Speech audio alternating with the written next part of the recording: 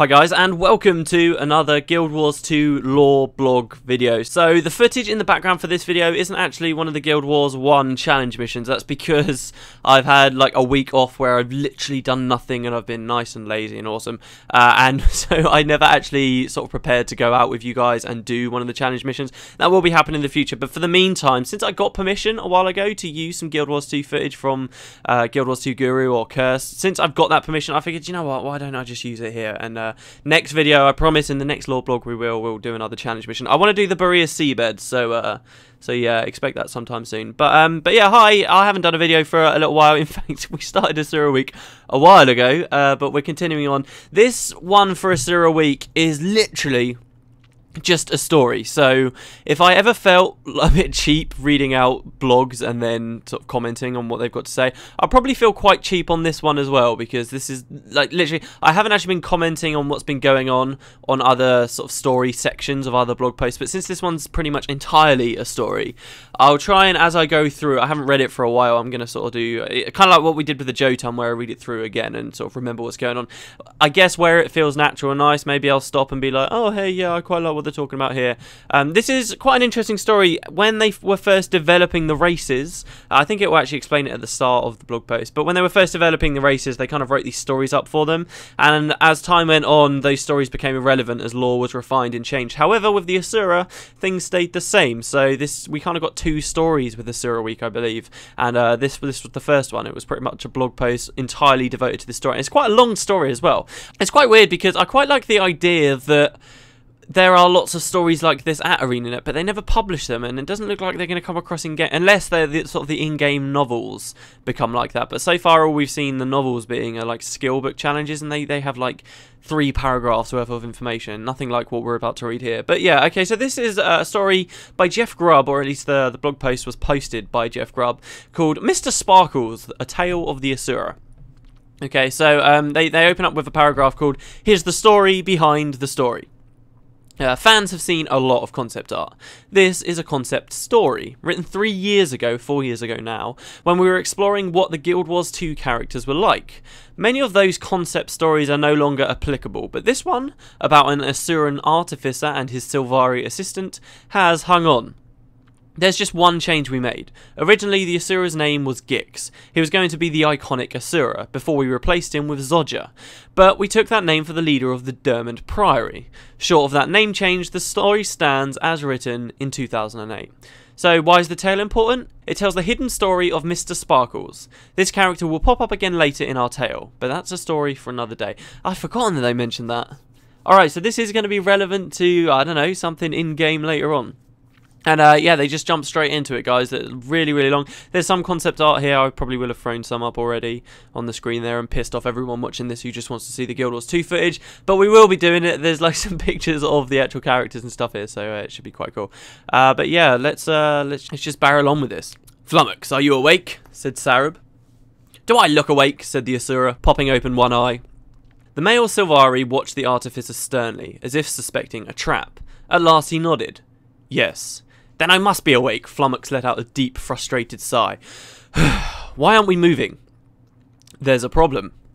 The wagon is not moving. It's cold outside, and you've awoken me from my nap, said Flummox, propping himself up on his elbows, one eye still closed in desperate hope. I can guess there is some form of problem. Now tell me, my young Sylvari, what is the problem? Jotun, said Sarab, his breath steaming in the chill air. Flummox opened his other eye and looked at his assistant. Jotun. Well, then you were right to wake me, he said, and slid off his makeshift bed of large pillows and blankets. It was cold in the wagon. It was colder outside the wagon, and Flummox's breath steamed around him like smoke from a chimney. Their small caravan, 6 wagons in all, was immobile, the yaks huffing and stomping in the thin mountain air. They were in a steep vale, and large ominous shapes loomed at the head of the valley. Never did like the Shiver Peaks, muttered Flummox. He fished out a tablet and a small chunk of charcoal. He wrote down a list of items and handed it to Sarab. Check the other wagons and see if you can get the items on this list. We'll need them to get the apparatus operational. Then we get a bit of concept art here of a mountain range. Maybe I should just break each bit of concept art. That does mean we'll only have like 5, 6 brakes. I suppose that works. The one thing I'll say that I quite liked about this bit at the start here was it describing the dolly yaks walking around on there. It really does paint an image of the Shiver Peaks, I think, which is really cool. It reminds me quite a lot of some of those outposts in like the northern Shiver Peaks, particularly. Well, I want to say Yaks Bend, but were there actually any there? There was a big at Yaks Bend. There's a big camp that you can kind of see off in the distance, but you can't walk to. But there are a few sort of outposts and stuff. In fact, it's not even just in outposts, in explorable areas as well in the Shiver Peaks in Guild Wars 1. You could see that kind of thing happening. Lots of dolly yaks just kind of wandering around, and you couldn't interact with them in any way, but they added so much to the scenery. I could just imagine that so clearly. And maybe it's because they're talking about yaks, but I always kind of imagine this to be near where Yaks Bend is as I read it. But yeah, so he's going to go and try and find these apparatus. The apparatus? Sarab smiled knowingly and added, "You mean Mr. Sparkles?" In a moment of weakness, Flummox had let the Sylvari name his latest invention, and was now unsure if the Sylvari had chosen the name out of innocence or amusement. "Yeah," he said through gritted teeth. "I mean, Mr. Sparkles."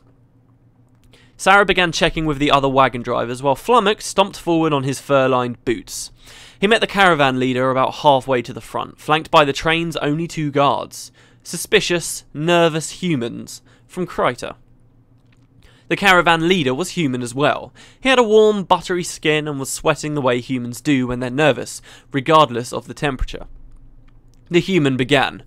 "We have a problem."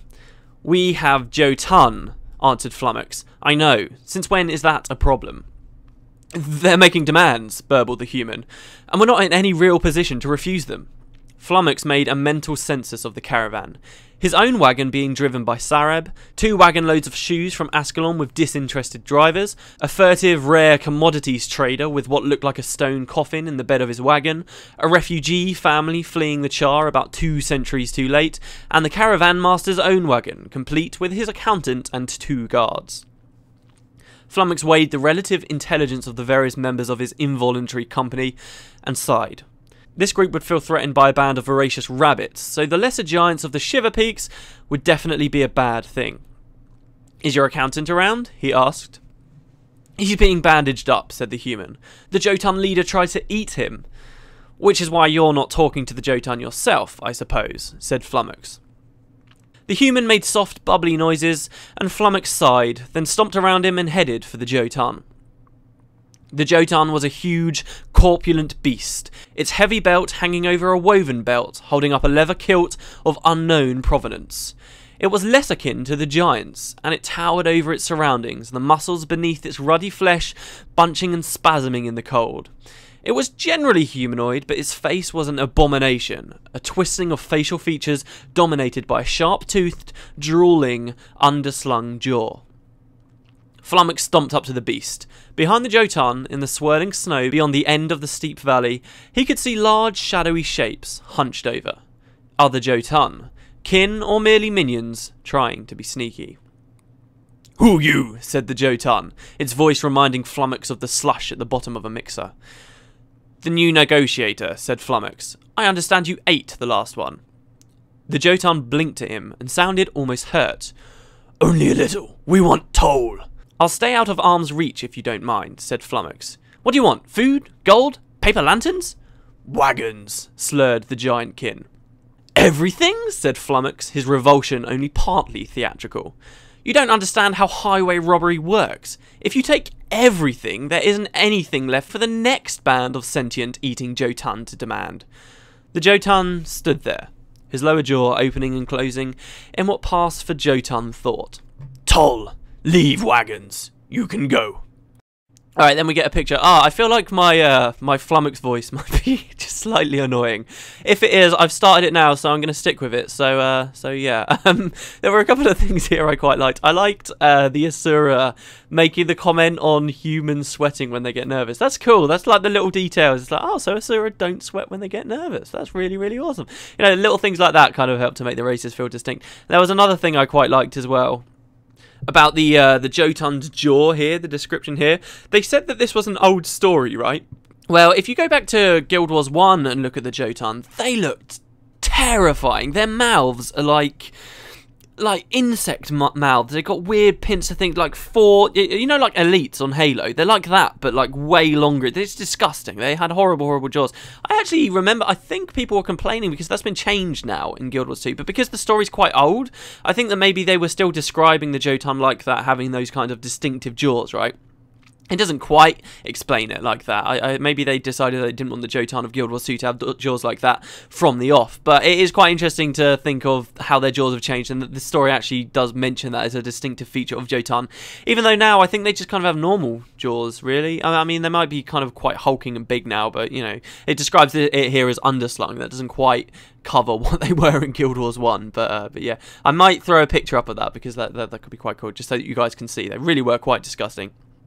But yeah, so actually look, there's some concept. The concept art will have been having on screen right now. You can see his jaw isn't what they used to be like, kind of. Oh yeah, and the other thing that I quite liked about this passage here was it mentions less akin to the giants, and he talks about giants as if they're sort of still around, still alive. Don't forget, you got the true giants, which are like dinosaurs of Tyria. Okay, that's what they're like. But in Guild Wars 2, there are actual other giants. We saw it. We saw at least one of them, I think, in the Gamescom 2011 trailer, and they're talking about them here as well. So that's quite interesting. I wonder what's going on there with those kind of, whether there can't be a new race, but they're going to have like a story of where those giants came from, stuff like that. Obviously, we've had the Jotun blog post already, so it's quite interesting that the Jotun are a big topic in this story, because we already know quite a lot about them. We know about the Jotun being a fallen race, that they used to be awesome. Are these giants here? Well, I mean, how do they relate? I mean, it calls them lesser kin. It's quite interesting to think about. But yeah, okay, so continuing on. And what keeps us from turning around with our wagons and sending back a couple of divisions of Ebenhawk's finest to clear the road? The Jotun nodded enthusiastically, jiggling his entire body. Think of that! Brother and his band on other end of valley. Flummox did not turn around, so honest was the Jotun's statement. Obviously the Norn campaigns against the creatures were weeding out all the stupider ones. We'll give you a wagon, he said simply. The refugees will have to ride with the boots. All, said the Jotun. 2, said Flummox, and we'll throw in cargo of boots as well. You can have 2 wagons. All, said the Jotun, stronger, or all die. Without the wagons, we all die anyway, thought Flummox. It will take me a while to convince the others, he said, trying to look nervous. Humans are a persnickety lot. I can't expect them to cave without a long night of talking. The Jotun made a jiggling nod. You give us wagons tomorrow morning, or all die. And with that, the great beast turned and disappeared among the snow-shrouded mounds that concealed other Jotun. Flummox let his breath out slowly and turned back to the caravan. The nervous human in charge touched the tip of his fingers together nervously and said, Well, it wants us to give up all the wagons. All of them, said the Asura. We can't do that, wailed the human. I know, said Flummox. But I told him it would take all night for me to convince you to go along with the deal. The human got a slack-jawed look that afflicted so many of his race when dealing with the Asura. You mean you surrendered? He finally managed to spit out. No, said Flummox, irritated. I bought us time from now until daybreak. Sareb, you gather up the material? Sareb manifested at Flummox's side.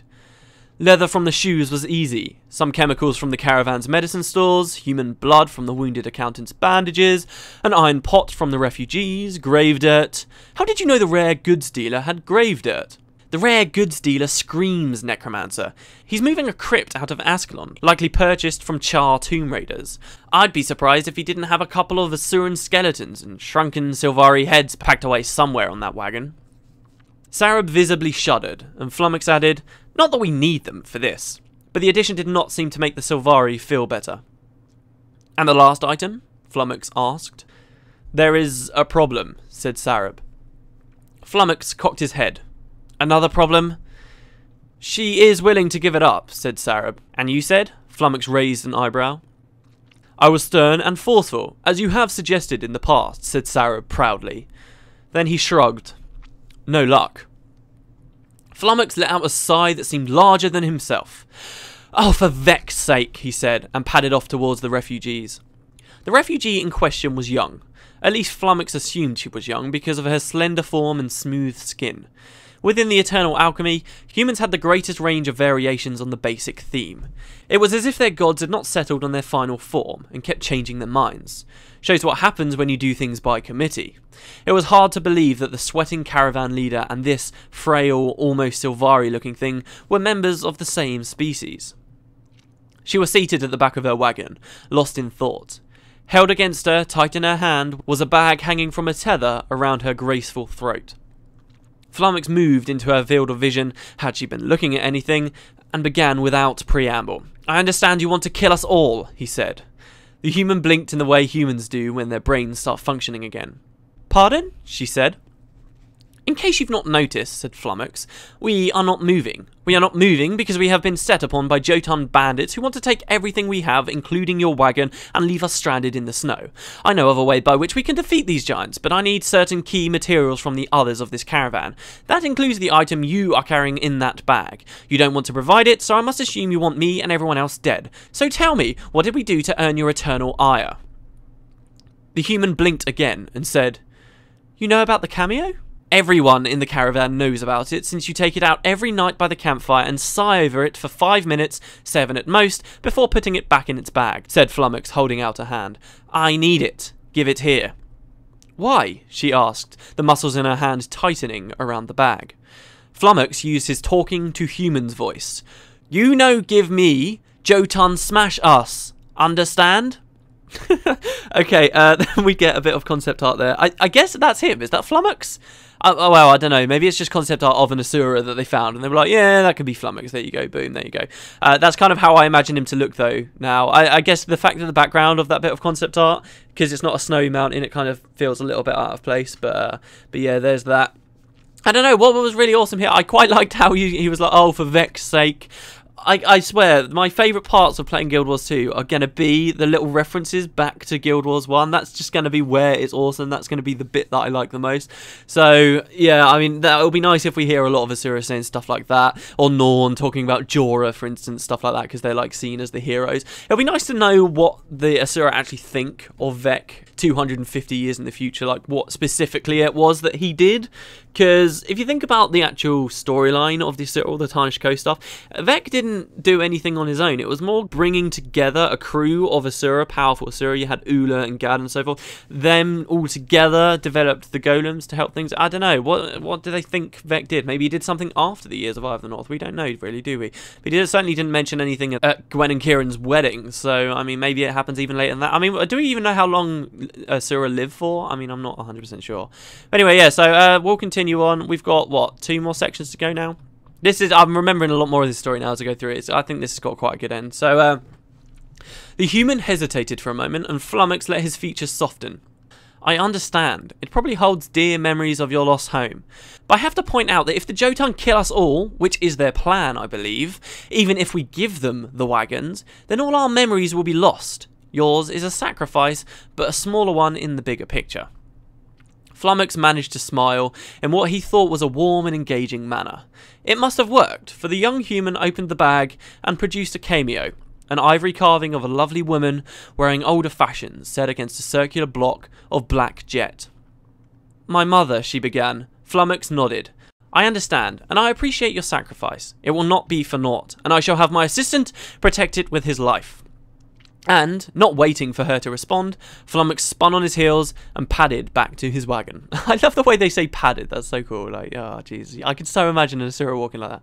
Anyway, the pair, both the Asura and Sylvari, worked through the night.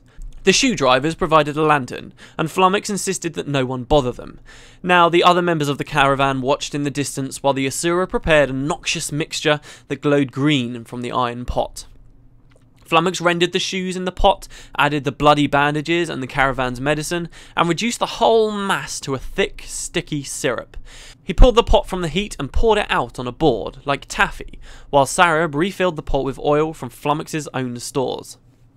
The Sylvari knew the Asura's way, and quickly and quietly set about his assigned tasks with minimum of comment. Flummox mixed the grave dirt into the syrup and formed small, lumpy balls, which he then dropped into the hot oil.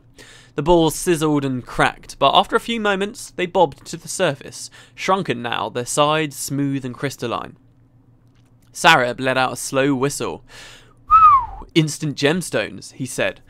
Flummox let out a grunt. "Don't be too pleased. These are as brittle as spun sugar. It's a kludge, jury rig and lash up, repurposing design elements for features they were not created for. I can milk 3, maybe 4 minutes of energy out of these before they go. I hope it's enough. He fished out the rough crystals and strode over to the inert form of the apparatus, of Mr. Sparkles, still sprawled out in the back of his wagon.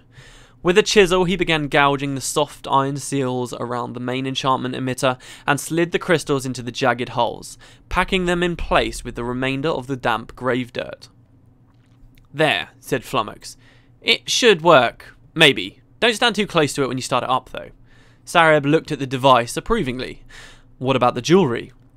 "The what?" said Flummox. "The cameo you got from the human girl," said the Sylvari assistant. "Ah, yes," said the Asura, patting his pockets and producing the ivory carving set against jet. He pressed it into Sareb's hand. "Here you go.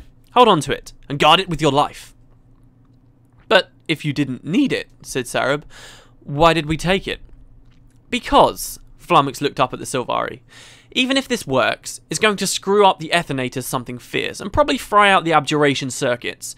That's in addition to the damage done to the device already, which required this miserable trip in the first place."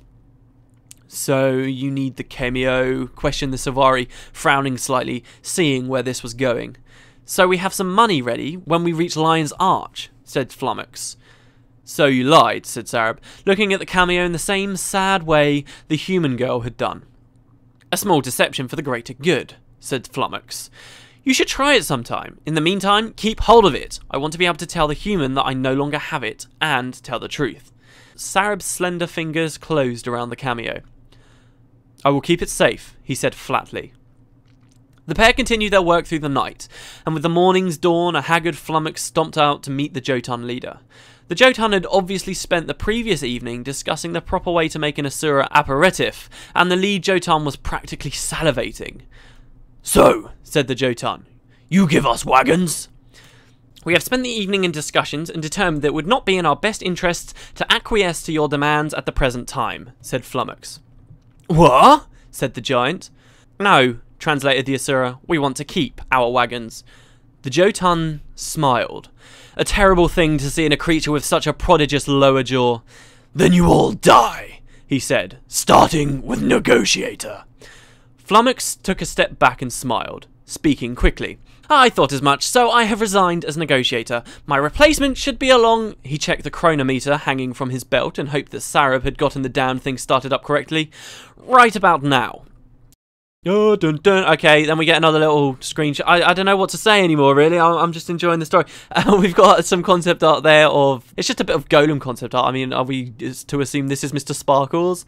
I don't know. I mean, it's a cool picture. I'd like to think that there are a lot of different golems like this in the game. We've seen a fair few different types. I mean, even right back at the first trailer, we saw some different types of golems. Like, there were the ones walking the line. There were some different types fighting each other. And we kind of assumed those were the colleges fighting each other somewhere in Ratasum. I mean, it's interesting though, because that's such an old trailer now. You have to wonder how much of the game's changed by this point. But yeah, we learn a little bit more about the Asura there. I do quite like how much of a dick he is there, but, you know, very logical, very cold, very cunning. He's just taken this treasured heirloom off of this woman. He doesn't really care. I see. And the thing is, with Asura, it's not just because he feels no less sympathy for a human. You know, Asura do that kind of shit to themselves as well. That's just what their culture's like. That's just what they're... So you can really imagine as a human, for instance, I mean, it's easiest for us to relate to being a human, but like being on an actual journey and other Asura being around. And yeah, Asura do this kind of shit. You very quickly learn this is the kind of creatures that Asura are, and you wouldn't trust them. I think it is really, really quite cool that they've elaborated on that, because I can really kind of feel how the races would view each other just from stuff like that happening, and in particular stuff like that being commonplace. But yeah, okay, so this is the last section of the story. We've been going half an hour. I might end up splitting this. I don't know. It depends how much I cut out where I've fucked up reading it. Anyway, sorry. The golem heaved itself from among the wagons, rearing itself vertically to its full height, as tall as the Jotun itself. Lightning crackled around its joints, and slender bolts played along its riveted hide. The apparatus was headless, but a single cyclopean eye dominated its chest, surrounded by small homemade gems that were already starting to smoke white hot and steam in the cold air. The golem towered behind Flummox and raised both hands to the sky. A mighty band of lightning surged between the golem's articulated paws, and the thunder rolled back down through the valley. Far away there was another roar, a distant avalanche responding to the challenge. "Meet the new negotiator," said Flummox. "We call him Mr. Sparkles." "I'm sorry about your golem," said the caravan master. Flummox shrugged. The apparatus did its job, which is all one can ask of a good tool. Actually, the golem had exceeded all expectations. Laying the Jotun leader down with a single lightning-powered blow, then wading into a collection of its compatriots and detonating only when 5 of them were all trying to bring it down. The remainder of the Jotun bandits disappeared into the falling snow, howling in despair. "We salvaged what we could," added the caravan master, and held out a small bag, and took up a collection to help you with repairs. Flummox managed to smile, even though the coins within wouldn't even pop for a second-hand ethanator. He would probably have to sell Mr. Sparkles to some young goalmancer. "It was my pleasure. But if it's all the same to you, I have been up all night saving our lives. I think I'll now sleep for the rest of our trip." The human was more than happy to agree, and started bellowing for the wagons to move out. Sareb was putting the last recognisable remains of Mr. Sparkles into the wagon, piling blankets and pillows over it. "We got most of it off," he said, "and while the upper armatures probably blew into the Sea of Sorrows, we did salvage the main housing. It probably can be saved and rebuilt." "Good," said Flummox warily, hauling himself up to his blankets and pillows among the sharded metal. "I am going to sleep for a couple of days. Only wake me if it is something important, really important, more important than Jotun." "Of course," said Sareb. "You did the right thing, you know, using Mr. Sparkles." "I always do the right thing. You should know that by now," said Flummox, suddenly slapping his pockets. "The cameo! Ah, I gave it to you. You can give it back now." Sareb looked at Flummox blankly. "Since we didn't need it after all, I returned it to the young lady. She was very appreciative." "You what?" said Flummox. "You assured me you would keep it safe." "It is safe with the girl," said the Sylvari. "I could think of no place safer." Flummox looked at his assistant for a long, stern moment, then managed a small smile and nodded. "So you lied." Sareb returned the smile. "A small deception for the greater good," he said. "You should try it sometime." And that is the end of the story. There you go. I like it. I like how it ends. The thing is, I feel like the Sylvari kind of hijack the story. It's like it's supposed to be a story about the Asura, and then it's the Sylvari is this awesome guy. Don't forget the Sylvari. I really do like that whole line about him lying, and you know the Sylvari kind of just doing what he deems to be the greater good, or you know maybe there's some tenant on the Ventari tablet that says he should you know have stolen it or something. I like it. I also like how you know it doesn't become this really kind of now they don't like each other and the Sylvari and the Asura sort of split ways. It doesn't do that. It's you know they're good friends and you can see it there. And you know Asura deceive each other all the time, and this Asura has been deceived by Sylvari. But you know as much as he deceives others, you know he can handle being deceived himself. I think it's a cool story. Especially because, you know, it really was a dickish thing for Flummox to do, right? Like, the humans started a collection, like, they started pooling money together to thank the Asura for saving their lives. They did what they could, and yet he was just going to steal this valuable heirloom that really meant something off of this woman. And you feel really, really bad for that, and you really don't really like Flummox at all, but then right at the end, kind of, it works out, I suppose. But yeah, it's a cool story, isn't it? Again, you know, I'm sorry if this felt a little bit lazy. There wasn't so much to comment on. I feel like with these stories, I shouldn't keep going off because then it kind of breaks the story a little bit. I mean, I'm not an amazing reader, but you know, I'll try and do what little I can to actually kind of draw us into the story, not constantly go off on tangents every 2 minutes. But yeah, there you go, guys. This probably will be 2 episodes. I've been recording 40 minutes. It probably won't come out as that, like I said, because I'll cut a lot of it out. But yeah, so I hope you guys enjoyed this. Yes, I was off last week. I am back now. It feels good. It feels pretty awesome. It's not even the afternoon yet, and I have filmed, well, if this is going to be split, 3 episodes. But yeah, I hope you guys like this, and there will be more to come. Like I said, we'll be doing challenge missions. I will be announcing that one. I'm not going to say this every episode, right? But I will be, if you want to be in like the next video of this, we get to play together. I'll be announcing it on my Twitter, which you can find on my channel. But yeah, there you go. So I hope you guys enjoyed the video, and I guess I will see you next time for for more Asura Week. More Asura Week indeed. I'll see you later.